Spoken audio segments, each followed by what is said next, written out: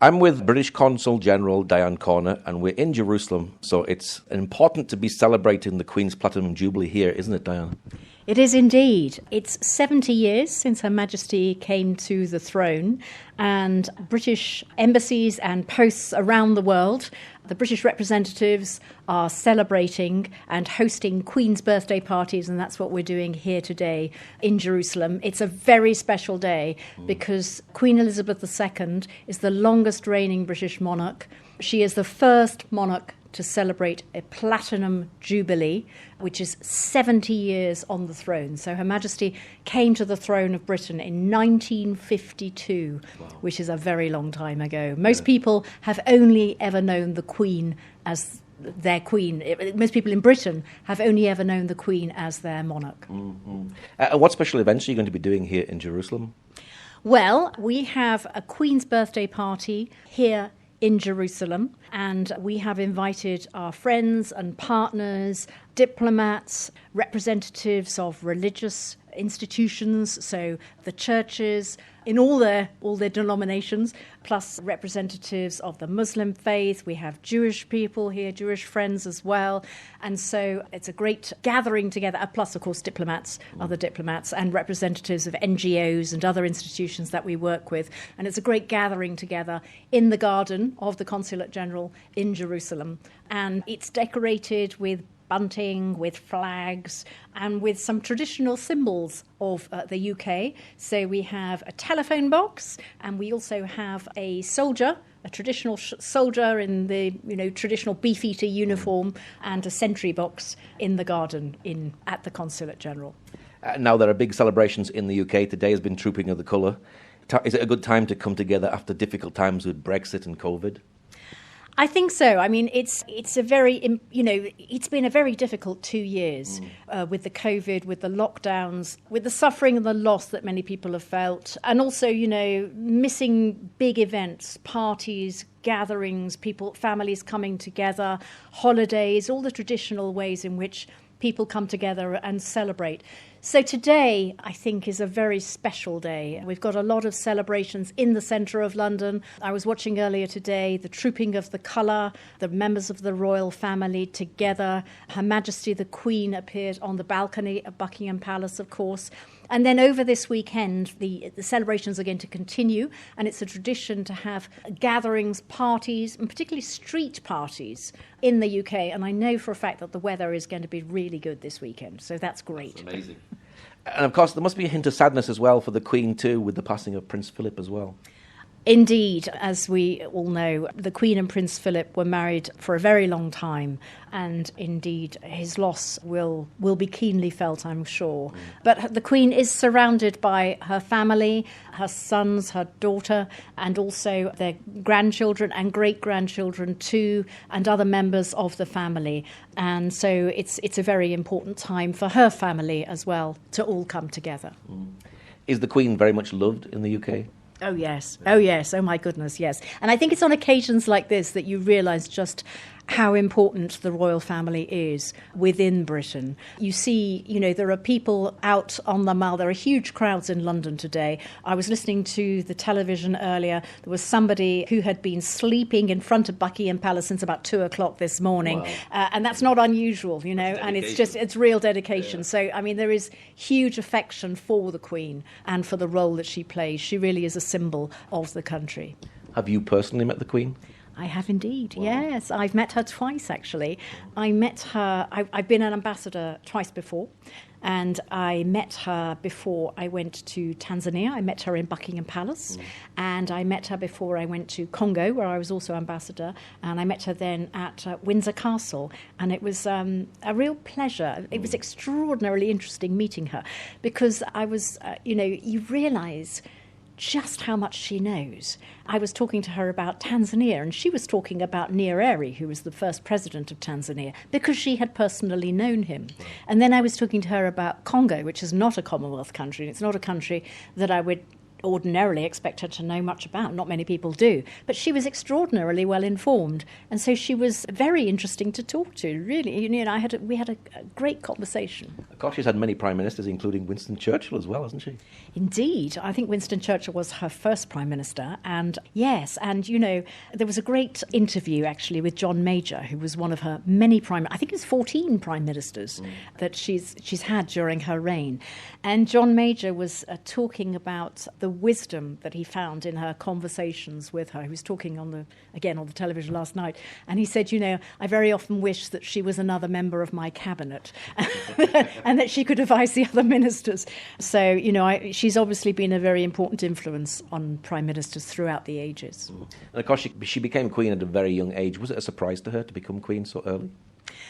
I think it probably was. You know, obviously when she was a child, a very small child, she wasn't expected to become queen because it was her uncle who became Edward VIII, who was king.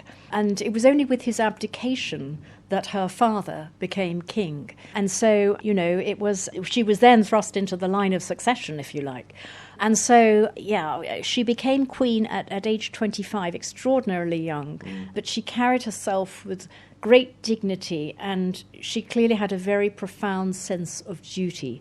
And you can see that, I think, in the film of the coronation, this great sense of the importance of the role that she was playing, and she's carried that role ever since with this very strong sense of duty. Now, we've had royal visitors here in the Holy Land with Prince Charles and Prince William. Is it the consulate that prepares for a royal visit? It is indeed, and you know there's a lot of preparation that goes into a royal visit, as you can imagine. You know, a lot of minute timings for every single little event and transport programs, and exactly who's going to stand where and who they're going to meet, and you know what they're going to eat and what they need to wear and whether they need to bring gifts, etc. So there's a huge amount of planning that goes into it. But a royal visit is like no other, and you know I always think that the royal family, I've seen it elsewhere, that the royal family can kind of reach parts that other people cannot meet. They have this impact, which is really profound in the people that they meet. And I think it's because they don't come with a particular political agenda, but they come and they do represent the UK, and they are such well-known people that I think that and they are so good at what they do as well, that I think people really appreciate meeting them. Now we're here in Jerusalem, the city where Jesus ministered and was crucified. Does the Queen have a strong faith? Indeed. She is the head of the Church of England, and she is a regular churchgoer, and she speaks often about her faith and the importance of faith. And, I think in much of her work she embodies Christian values, and she certainly, I think, seeks to impart them to others around her. Yes, indeed. Of course, even in the Christmas message, she's talking about her faith as well, isn't she? Indeed, yes, and that Christmas message is very important to her, and it's listened to by millions around the world, of course. Now, you've been all over the world. What made you want to become British Consul General here in Jerusalem? I mean, Jerusalem is a city like no other. It is a universal city. It is a city which is central to three of the great faiths around the world, to Christianity, to Judaism, and to Islam as well. And it is a fascinating mix. And of course, it sits, I suppose, on a fault line, if you like, in the conflict between Israel and the occupied Palestinian territories.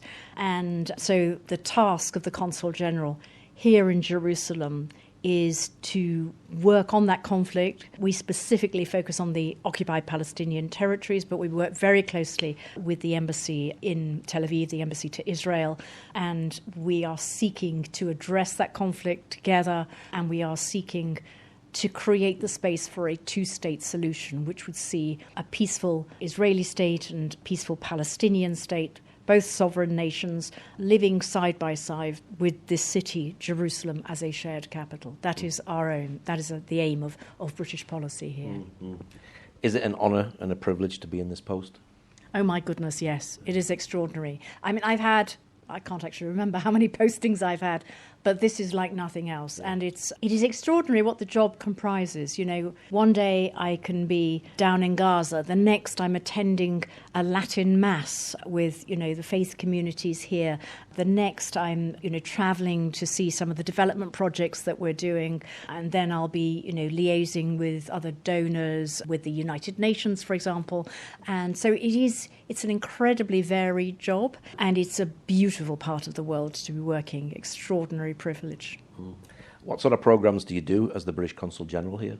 My goodness, where do I start? And a major part of our programme is to support UNRWA, which is the UN agency which looks after Palestinian refugees. They have a major role to play down in Gaza and in the West Bank, but also throughout the region. There are significant refugee populations in Jordan, in Lebanon and in Syria too. We also work on development issues with the Palestinian Authority, and we also work to try to remove some of the barriers to trade between Israel and the Palestinian Authority. That's an important part of our work as well. The occupied Palestinian territories are still very much a developing country, a less developed country if you look at the GDP per capita.